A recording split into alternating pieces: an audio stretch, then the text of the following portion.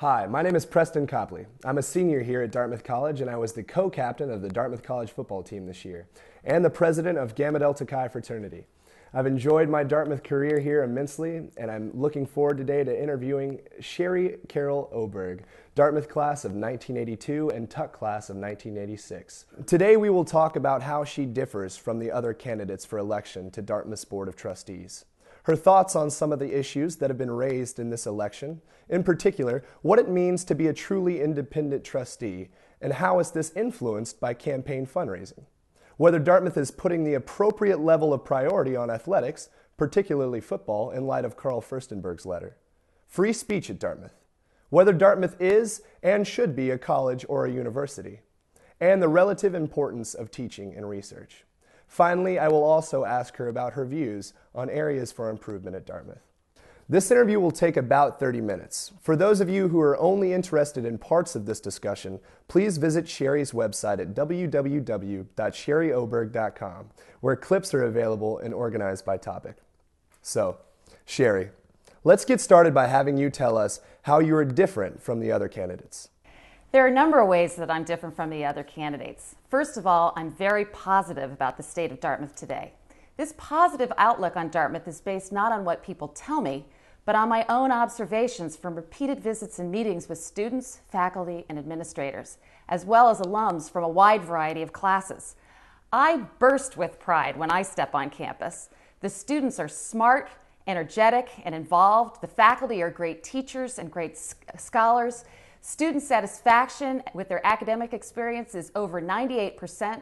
The fraternities and sororities are thriving, and the academic and extracurricular activities are rich. We have one of the broadest athletic programs in Division I, and we still have the most beautiful campus in the Ivy League. I have met with a wide range of student leaders, and almost all of them have characterized their Dartmouth experience as the best 4 years of their lives. That should make all alumni proud. When trustees or trustee candidates are negative about Dartmouth, especially in public forums like blogs and the national press, it casts a negative impression on Dartmouth for millions of others.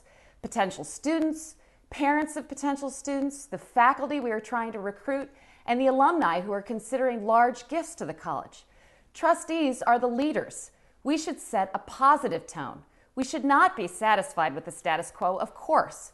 Good trustees should always be looking for ways to help the college innovate and improve, but they should do it with an overall positive tone, looking for areas to build and improve on Dartmouth's great strengths.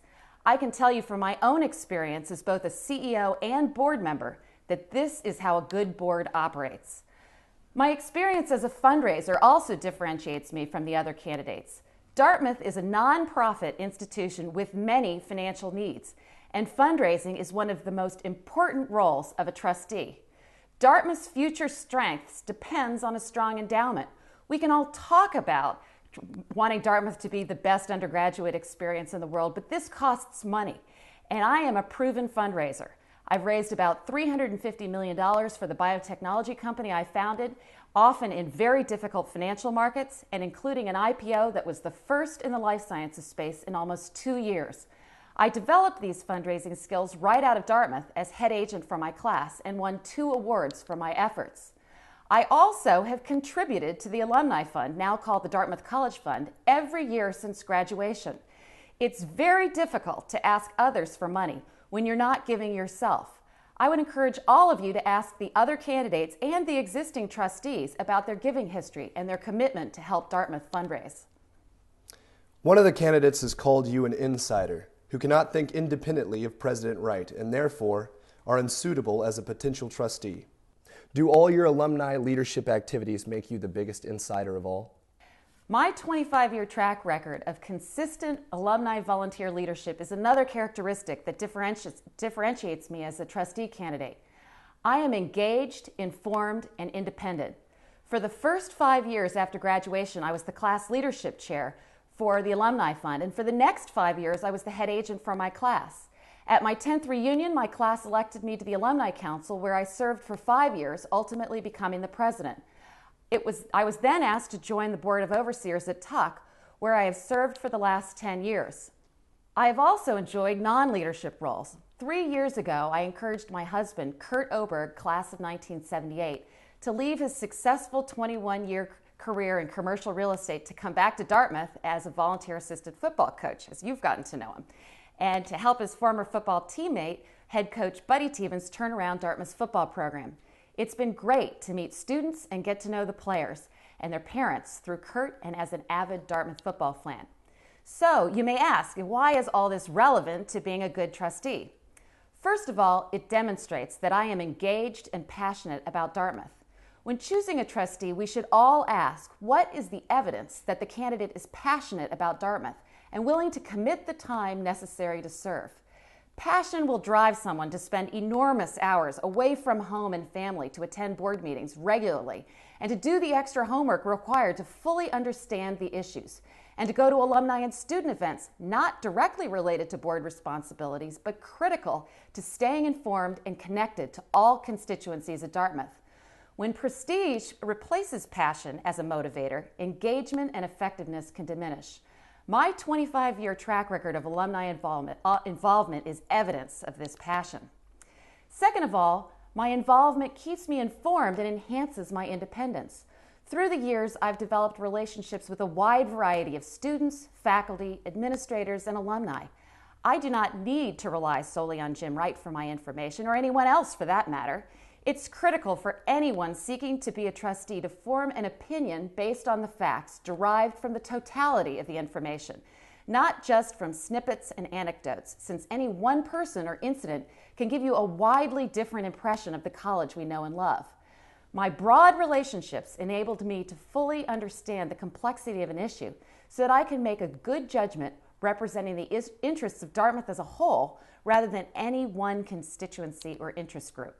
While we're on the topic of independence, what are your thoughts on fundraising to finance a trustee campaign and how it influences a trustee candidate's ability to be independent? I've decided to keep my campaign simple and low cost so that I can have no fundraising. This campaign strategy is quite different from a professional style campaign utilizing fancy websites and direct mail campaigns. These cost a lot of money. A direct mail campaign targeting most of Dartmouth's alumni costs $75,000. This is real money that I would rather see donated directly to Dartmouth to fund financial aid, athletic programs, or reduced class sizes.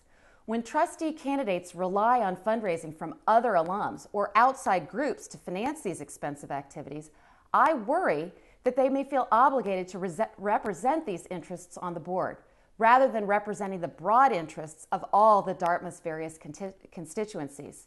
By keeping my campaign costs low, I can avoid campaign finances and therefore ensure my own independence. I ask for your vote to elect me to Dartmouth's Board of Trustees. Setting a positive tone while never being satisfied with the status quo is how I lead my company and how I would lead Dartmouth if elected as trustee. Using the same fundraising skills that enabled me to raise $350 million to develop a new drug for heart disease can be channeled in a new direction to ensure Dartmouth has the financial resources to build on its great strengths and traditions. Running a simple campaign without accepting campaign contributions from outside sources should ensure my independence, and leveraging my broad relationships with students, alumni, faculty, and administrators should enable me to make informed decisions that are in the best interests of Dartmouth as a whole. Since actions speak louder than words, you can be assured that I will throw my considerable passion and energy into becoming an engaged, informed, and independent trustee. Thank you for your support.